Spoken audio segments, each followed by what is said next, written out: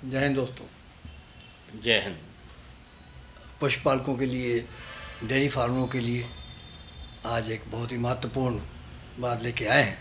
मेरे साथ में हैं डॉक्टर गुलजार खान मतानिया जी, वेटरनरी ऑफिसर हैं ये, और 35-40 साल का इनको अनुभव है। तो आज इनसे ये जानना चाहेंगे कि डेयरी फार्मिंग घाटे क्यों चला जाता है, तो उसके क्या कारण होते हैं और क्या उसके निवारण होंगे। नमस्कार। ये मौका दिया किसानों के रूबरू होने का और उनसे डेयरी फार्म में होने वाले घाटे के कारणों पे बातचीत करने में बता दीजिए।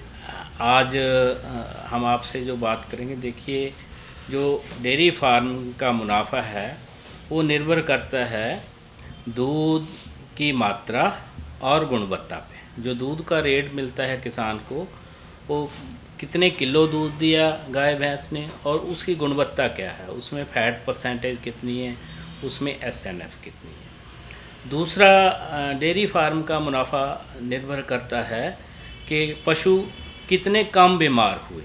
अगर पशु बीमार होगा तो उसके ऊपर बीमारी के इलाज पे भी खर्चा होगा और साथ में दूध में भी कमी आती है। जैसे उदाहरण के तौर पे आपसे बात करते हैं, जैसे जेर नहीं पड़ती पशु की। अगर ताज़े सुए हुए पशु की जेर ना पड़े तो लगभग पशुपालक का 5,000 के करीब खर्चा आ जाता है जेर निकलवाने में और उसका बाद में इलाज करवाने में। 4-5 दिन इलाज करना पड़ता है। और या फिर दूसरा बड़ी बीमारी होती है, जैसे थनों की बीमारी है, मैस्टाइटिस हो जाती है। उसमें भी अगर एक मैस्टाइटिस का इंसिडेंस हो गया तो 3 से 5,000 तक का खर्चा आ जाता है। उसमें दूध की भी कमी हो जाती है और इलाज पे भी खर्चा होता है। अगर थन मर जाए, अगर बिल्कुल दूध आना बंद हो जाए किसी थन में, उसमें पशु की जो कीमत है वो भी कम हो जाए। आपके पास क्या निवारण है इसका? हाँ, इन सभी बीमारियों के निवारण के लिए एक ऐसा प्रोडक्ट डिज़ाइन किया गया, तैयार किया हुआ, जिसमें जो बातें मैंने आपको बताई है दूध की गुणवत्ता की और मात्रा की और बीमारियों से रोकथाम के लिए, एक ऐसा प्रोडक्ट तैयार किया है जो इन सभी समस्याओं का हल करता है। वो भी दिखा दें। एक ही प्रोडक्ट दिखा दें वो भी? हाँ, दिखा सकते हो कोई। तो ये है? हाँ, इसका नाम है डेनमार्क मिल्क बूस्टर। अच्छा। ये मिल्क बूस्टर का नाम ऐसे है कि दूध को बढ़ाता है, बूस्ट अप। क्या है इसमें? इसमें जो जितने भी पशु को मिनरल चाहिए वो सभी हैं, विटामिन चाहिए वो सभी हैं। जैसे दूध में फैट भी निकलती है, उसको पूरा करने के लिए इसमें बाईपास फैट है। जैसे दूध में प्रोटीन की भी अच्छी खासी मात्रा पशु की बॉडी से निकलती है, उसके लिए इसमें बाईपास फैट है। और इसमें लाइव यीस्ट है जो र्यूमन में, पशु के पेट में एक एनारोबिक वातावरण पैदा करता है, जिससे दूध की क्वालिटी एंड क्वांटिटी, गुणवत्ता और मात्रा बढ़ाने वाले बैक्टीरिया प्रोटोजोआ की गिनती में इजाफा होता है। कितनी? और इसमें जड़ी बूटियाँ भी डाली गई हैं। क्या क्या? आयुर्वेदिक जड़ी बूटियाँ हैं और होम्योपैथिक मेडिसिन है जो पशु के बीमारी से लड़ने की ताकत को बढ़ाता है, पशु का जो लेवा है उसको ताकत देता है और बच्चेदानी को भी ताकत देता है, जिससे पशु कम बीमार होता है और समय पर दोबारा गब्बन हो जाता है।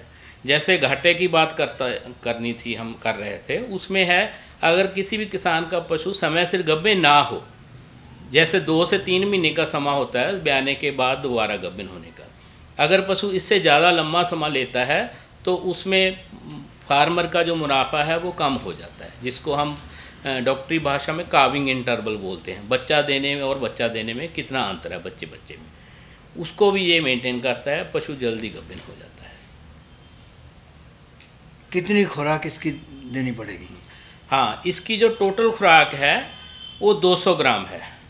उसके अलावा फार्मर को अलग से कोई मिनरल मिक्सचर देने की ज़रूरत नहीं, कोई कैल्शियम देने की ज़रूरत नहीं, कोई विटामिन देने की ज़रूरत नहीं।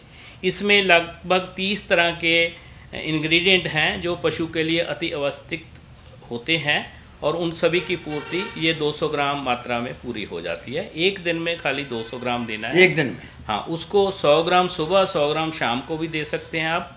या इकट्ठा भी दे सकते हैं, जैसे फार्मर को कन्वीनियंट हो। आप क्या सजेस्ट करते हैं? अगर 2 बार दिया जाएगा तो उससे अच्छे रिजल्ट मिलेंगे, 100 ग्राम सुबह और 100 ग्राम शाम। तो ये पूरी जैसे 1 किलो की है तो ये पैकिंग 2 किलो की है। तो कितना खर्चा है, कितने की है? 10 दिन चलेगा ये। इसका जो कॉस्ट ऑफ प्रोडक्शन है, जो तैयार मूल्य है, वो 150 रुपये पर किलो है। अच्छा। बाकी इसका जो मार्केटिंग का खर्चा उसमें ऐड ऑन होगा, कहाँ कहाँ जाना है, उसमें जितने भी स्टेक्स होंगे, अगर दुकान पे बिकता है तो उसका भी प्रॉफिट ऐड होगा इसमें। तो जो हमने ईमानदारी का काम करते हैं, इसमें हम आपको जो इसकी लागत है वो बताइए आपको। अब इस्तेमाल तो किया गया, आपने फार्मों पे पहुंचाया है, नतीजे क्या मिले पहले वो बता दो। हाँ, नतीजे आपको देखो, आजकल जो भी फार्मर है, जो मार्केट में जितने भी प्रोडक्ट मिलते हैं, अगर फार्मर उसको बरतता है, जैसे मिनरल मिक्सचर बरत लिया, कैल्शियम बरत लिया, जहाँ विटामिन वगैरह डालते हैं, इनका कुल मिला के जो खर्चा है 30-40 रुपये रोज़ाना का आ जाता है। लेकिन फार्मर को उसका जो लाभ होता है उससे आधा भी नहीं होता। जैसे किसने 30 रुपये खर्चे तो 15 रुपये का भी लाभ नहीं होता। पर ये प्रोडक्ट इस तरीके से डिज़ाइन किया गया, तैयार किया गया है, इसमें अगर 30 रुपये मालिक खर्चेगा, उसको लगभग 60 रुपये तक का मुनाफा हो जाएगा। 30 रुपये खर्च के 60 रुपये तक का हो जाएगा, और गाय भैंस दोनों को। हाँ, और साथ में जो बीमारियों का जिक्र मैंने किया था, थनों की बीमारी है, पीछा गिराने की बीमारी है, जेर ना गिरने की बीमारी है, वो सभी बीमारियों का इससे बचाव हो जाता है। पशु में बीमारी से लड़ने की ताकत बढ़ जाती है और पशु कम बीमार होगा। अगर कम बीमार होगा तो ज़्यादा दूध भी देगा और जो इलाज पे आने वाले खर्चे भी बचेंगे। अगर कोई दूसरे राज्य का कोई मंगवाएगा?